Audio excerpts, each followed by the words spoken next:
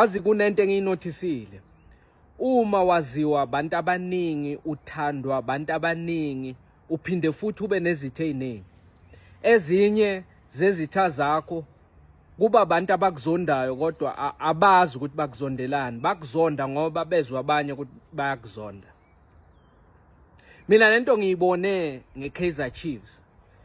Bantu abaningi namuhla baziwa njengabantu abazibhola, abahlakaniphile, aba-understandayo ma-dynamics ebhola, ma-tactics nama-techniques ebhola ley'nyawo ngenxa yokuthi bakhulume kabi nge-Chiefs. Namuhla kunabasakazi abanabalandeli abaningi emisakazweni ngenxa yokuthi uma bavula umlomo wabo bakhuluma kabi nge-Chiefs.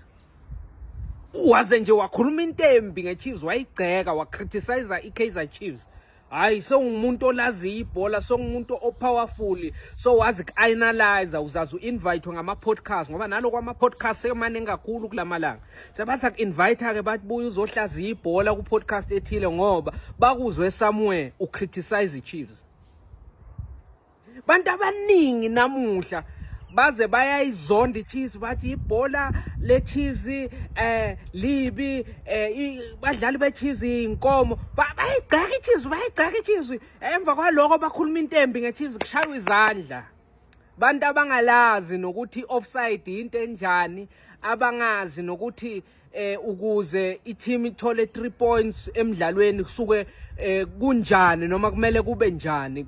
Nethi nje wa-criticize i-Chiefs kuthiwa hayi no uhlakaniphile lo. Uyalazi ibhola, hayi uyal-understand ibhola ngenxa yokuthi ucriticize i-Chiefs. Lento le iyenzeka nje nasempilweni in general.